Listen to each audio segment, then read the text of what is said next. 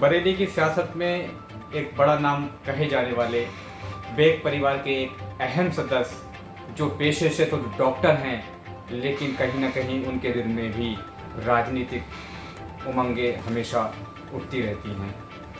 हम बात कर रहे हैं बरेली के प्रसिद्ध डॉक्टर और समाज सेवा के लिए हमेशा समर्पित रहने वाले डॉक्टर अनीस बेग साहब से। डॉक्टर अनीस बेग के बारे में बता दें तो ये यहाँ बरेली में बेग हॉस्पिटल के नाम से अपना अस्पताल चलाते हैं और एक काफ़ी जाने माने पीडियाट्रिशियन हैं। सियासत में इनके सफ़र की बात करें तो बड़े भाई सुल्तान बेग इनके समाजवादी पार्टी से लेकर बसपा तक में विधायक रहे हैं और काफ़ी जुझारू नेता माने जाते हैं। उनके ही सियासी विरासत और उनके ही सियासी जो है सफ़र से मुतासिर होकर अनीस बेग साहब ने भी 2012 के चुनाव में बसपा के टिकट से हाथ आजमाया था, लेकिन परिस्थितियां ऐसी रहीं कि कुछ राजनीतिक दलों ने वहां से अपने प्रत्याशी खड़े करे और अनीस बेग का खेल बिगाड़ दिया। अब फिलहाल बेग परिवार ने फिर समाजवादी पार्टी में वापसी कर ली है, तो जाहिर सी बात है जहां पर बड़े भाई होंगे तो छोटे भाई का होना लाजमी है।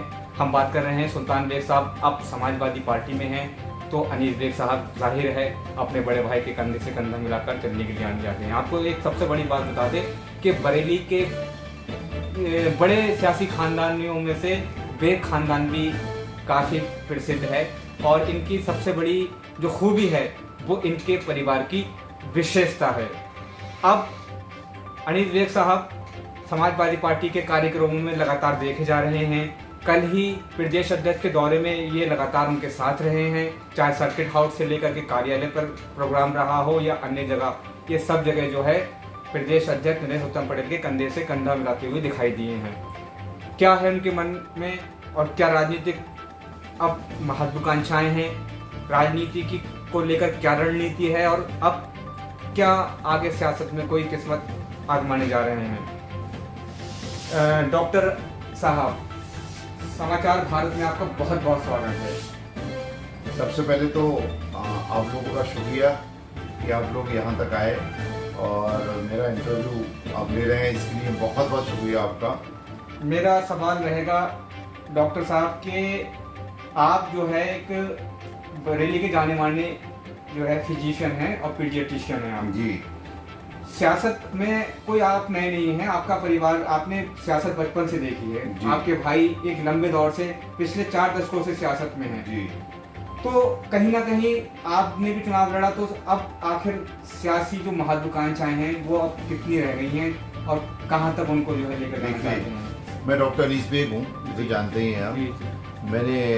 मेरा Baig hospital and family maternity centre है और हम लोग करीब 17 साल से चला रहे हैं और 17 साल से हम लोगों के hospital full facility hospital, ICU है, NICU है, यहाँ पर MNC है और लोगों की सेवा करते आए हैं। 17 साल से मैं खुद, मेरी वाइफ डॉक्टर फहमी खान और पूरी टीम हम लोगों की सेवा करते हैं यहाँ पर।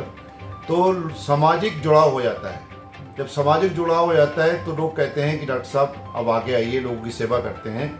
जैसे डॉक्टर के रूप में एक सेवा करते हैं लोगों की, वैसे एज ए पॉलिटिशियन आप लोग आएंगे तो ज़्यादा अच्छा होगा, क्योंकि पढ़े लिखे लोग अगर पॉलिटिक्स में आते हैं तो पॉलिटिक्स में कहीं ना कहीं प्रभाव पड़ता है और पॉलिटिक्स अच्छी होती है, इसमें साफ सुथरी राजनीति होती है तो ज़्यादा अच्छा लगता है। लोगों की तमन्ना है कि हम लोग आएँ और हम लोग आगे बढ़ें और पॉलिटिक्स में आएँ, और मैं चाहता हूँ कि पॉलिटिक्स में अगर पढ़े लिखे लोग आएंगे तो ज़्यादा अच्छा है और उसका नतीजा भी अच्छा होगा। और पढ़े लिखे लोग आएंगे, सोच अच्छी होगी, जहाँ पर भाईचारा वाली सोच होगी, समाजवादी वाली सोच होगी, जहाँ पर हिंदू मुस्लिम सिख ईसाई आपस में मिल के चलेंगे। जब पढ़े लिखे लोग होंगे ये बात भी नहीं होंगी कि लोग करते हैं हिंदू मुस्लिम सिख ईसाई आपस में बांटने की कोशिश करते हैं।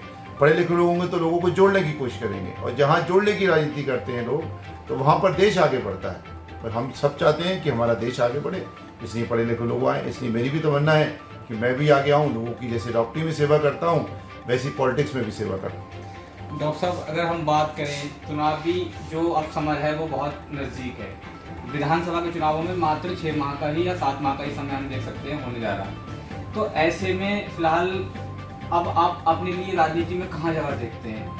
थोड़ा सा बरेली शहर में आप रहते हैं क्योंकि, और यहाँ की 2 सीटें जो है वो शहर में जो है आती शहर क्षेत्र में, तो क्या लगता है इस बार क्या समीकरण आप चाहते हैं, और थोड़ा सा राजनीतिक अपने क्या आगे के पाने गए? देखिए, मेरे भाई 3 बार के विधायक हैं, मीरगंज से आप जानते हैं, और उनकी बहुत बड़ी पकड़ है। वहाँ पर हिंदू, मुस्लिम, सिख, ईसाई जितने भी वहाँ पर वाल्मीकि भाई से लेकर ब्राह्मण तक वोट, जितना उनको वोट मिलता है वहाँ पर मीरगंज में, इतना कोई किसी को वोट नहीं मिला है आज तक, और सबके चाहते हैं मीरगंज में वो। तो हमारा प्राइमरी फोकस मीरगंज रहेगा कि वो लड़ें और उनको अखिलेश जी लड़ाएं, क्योंकि उनसे अच्छा कोई लड़ ही नहीं सकता मीरगंज में, ये मेरा फायदा है। और दावा भी यही है कि वो बहुत मजबूत कैंडिडेट हैं, बहुत अच्छे दावेदार हैं। तो हमारा प्राइमरी फोकस ये है कि वो मीरगंज से लड़ें, और अगर अखिलेश जी चाहते हैं कि हम 2 सीटों पे लड़ें, तो मेरा पूरा फोकस जो है वो कैंट विधानसभा पे है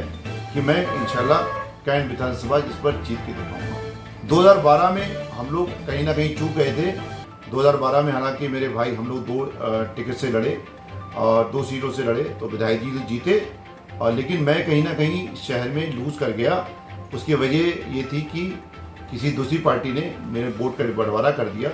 लेकिन अब कंडीशन अलग है बिल्कुल। अब लोग समझ गए हैं, उन पार्टियों को समझ गए हैं जिन्होंने वोट का बंटवारा किया है। अब इस बार वोट का बंटवारा होगा नहीं। इस बार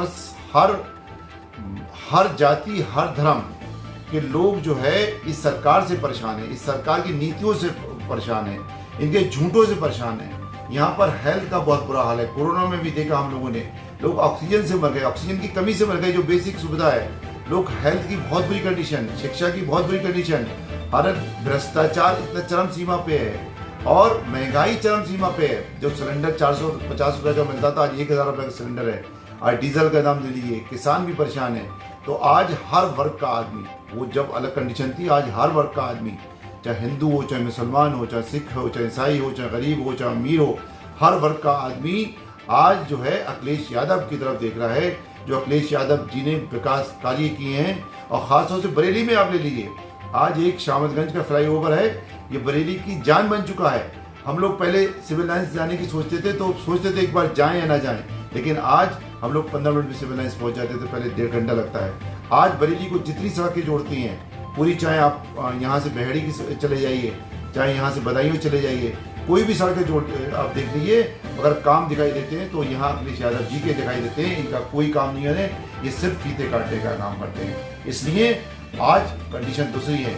इसलिए मैं कहता हूँ कि अगर मुझे कैंट से टिकट मिला तो मैं जीत के दिखाऊंगा, और हर वर्ग का, चाहे हर जाति का, हर धर्म का वोट मुझे मिलेगा।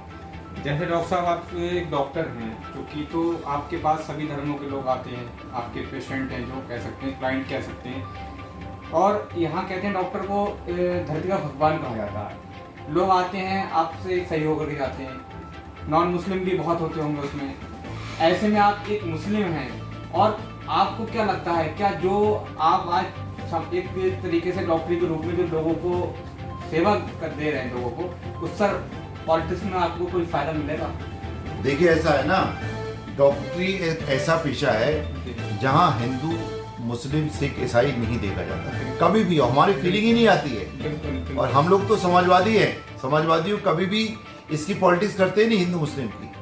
हम लोग जो है इंसानियत की पॉलिटिक्स करते हैं और इंसानियत पे चलते हैं। इसलिए मुझे पूरा विश्वास है कि पूरी बरेली जनता को विश्वास है कि वो इस चीज़ से ऊपर उठ के हमें वोट देगी और जिताएगी। डॉक्टर साहब, अगर हम कैंट की बात करते हैं, जैसे कि अभी जो जितने भी दावे हुए हैं समाजवादी पार्टी से, आपने दावा नहीं किया है, आपने कोई फॉर्म नहीं भरा, कोई आपने दावे नहीं किया।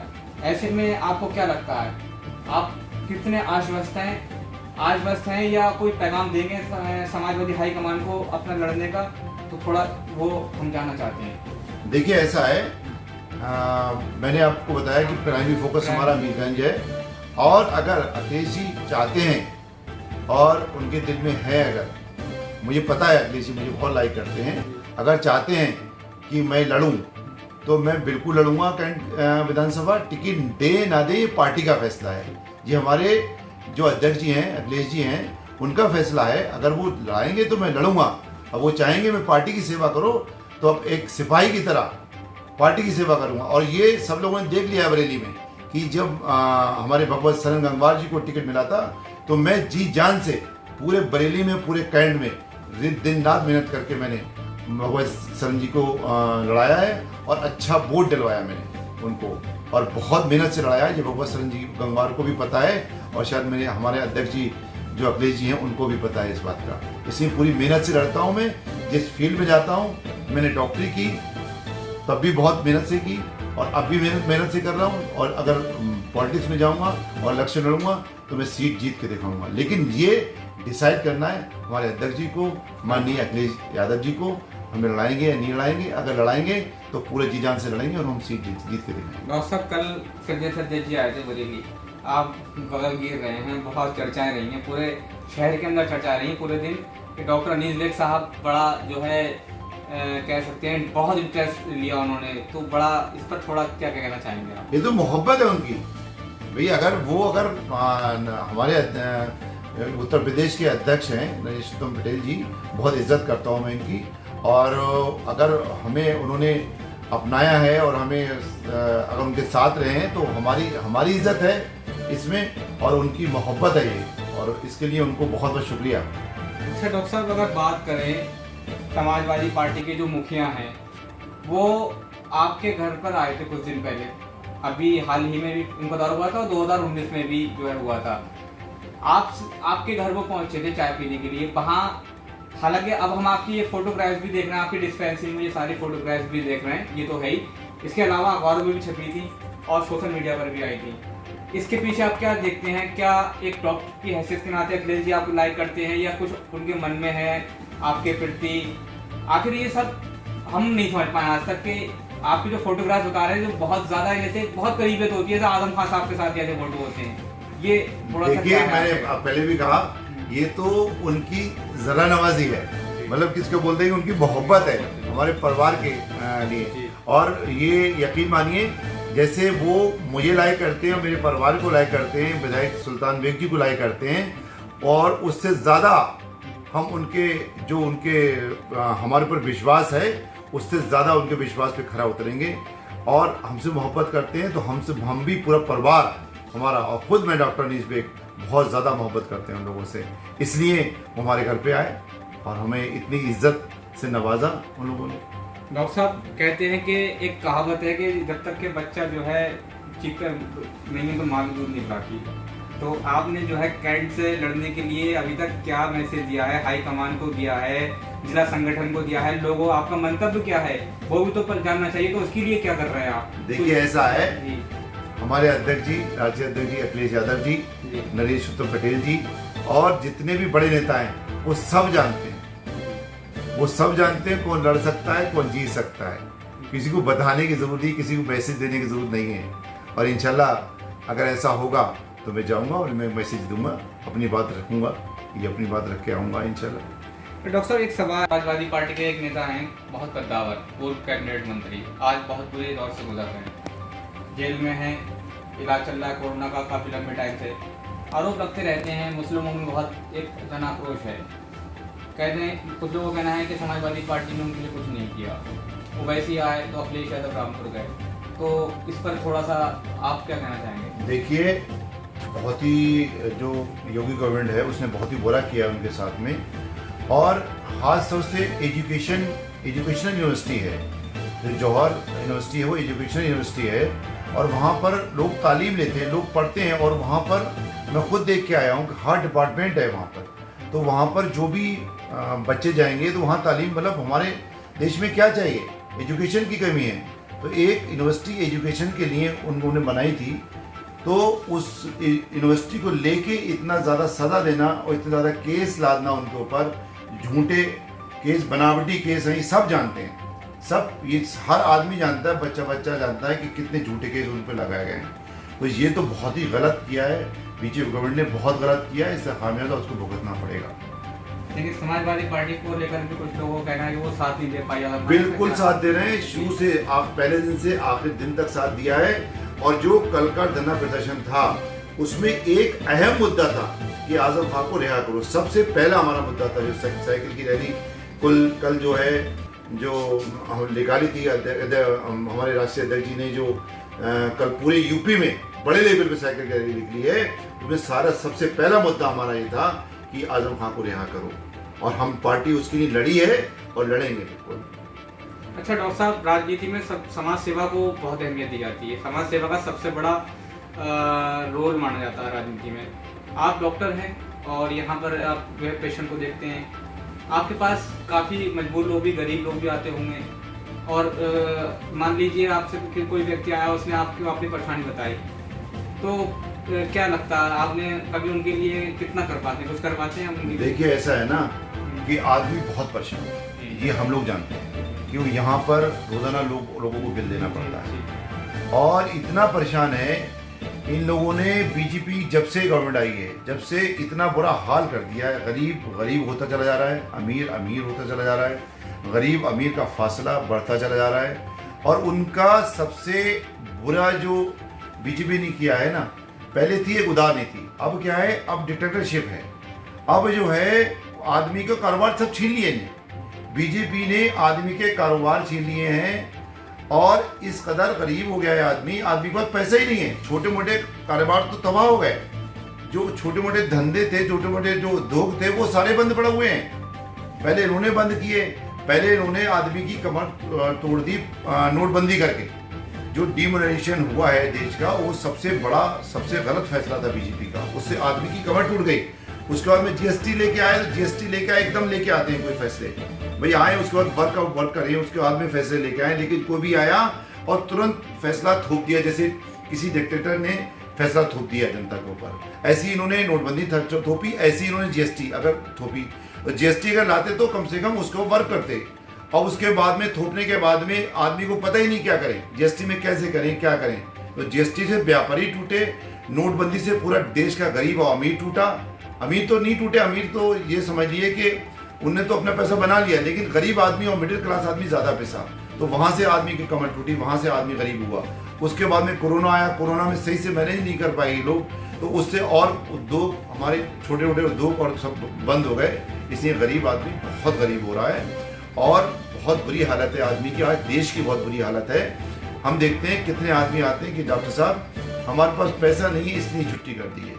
जो आदमी एडमिट होने लायक है, जो पेशेंट, वो एडमिट नहीं हो रहा है पैसे की वजह से, क्योंकि सरकारी तो इतनी बुरी हालत है, सरकार तो इतनी बुरी हालत है यहाँ पर कि वो तो कुछ कर नहीं सकती, इलाज दे नहीं सकती, प्राइवेट में इलाज करा नहीं पाता, इसलिए आदमी घर पे ही मर जाता है। कितने लोग मेरे पास ऐसे आते हैं, रोजाना 2 से 3 मरीज ऐसे होते हैं जिनको मुझे फ्री छोड़ना पड़ता है, जो फ्री इलाज करता है।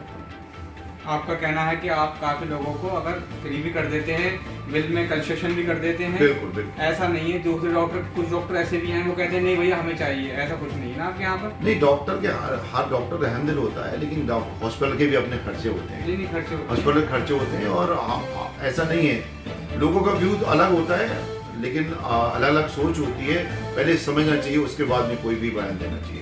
एक सवाल जो है रहेगा कि अगर विधायक जी आपके बड़े भाई हैं सुल्तान बेग साहब, अगर आपको भी मौका मिलता है, समाजवादी पार्टी आपको मौका देती है और आप जनता भी आप पर जो है विश्वास जता देती है, तो क्या विधायक जी के ही चिन्हों पर चलेंगे या कुछ और?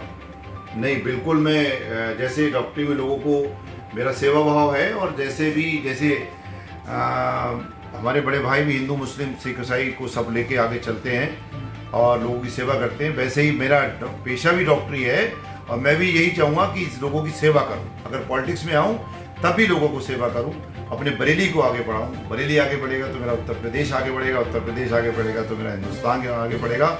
और मेरी दिली ख्वाहिश है कि आने वाले 2022 के इलेक्शन में हमारे सबके प्रिय और एक डायनेमिक लीडर जो विकास पुरुष हैं माननीय अखिलेश यादव जी, वो यहाँ के चीफ मिनिस्टर बने और 2024 में वो देश के प्रधानमंत्री बने। अगर कैबिनेट में आपको मौका मिलता है और आप जीत जाते हैं चुनाव, तो क्या, जैसे आप एक पढ़े लिखे व्यक्ति हैं, तो आप शिक्षा के लिए बहुत सोचते होंगे और सारी चीज़ों के लिए, तो ये आज हमारा इलाका शिक्षा में बहुत पिछड़ा हुआ है, एजुकेशन में खास करके मुस्लिम कम्युनिटी है, तो कुछ क्या आपके पास कोई रोड मैप है ऐसा जो पिछड़ेपन को दूर करने के लिए? देखिए, हर किसी के पास रोड मैप होता है, और मेरे पास भी रोड मैप है। आगे आने दीजिए, टाइम आने दीजिए, जब टाइम आएगा तो टाइम बताएगा, कुछ ना कुछ जरूर करेंगे हम लोग, और अच्छा करेंगे। हमारी सरकार रहने दीजिए, अखिलेश जी की सरकार रहने दीजिए। हम लोग जो भी करते हैं, और उन्होंने पहले भी विकास करके दिखाया है, आज हर आदमी, गरीब से अमीर आदमी अखिलेश जी यादव जी के ऊपर देख रहा है। और आने वाले इलेक्शन में देखिए, अगर जीतेंगे तो इस पूरे उत्तर प्रदेश की तकदीर बदल देंगे। तो ये थे हमारे साथ बरेली शहर के मशहूर चिकित्सक और समाजवादी चिकित्सा प्रकोष्ठ के सदस्य अध्यक्ष डॉक्टर अनीस बेग।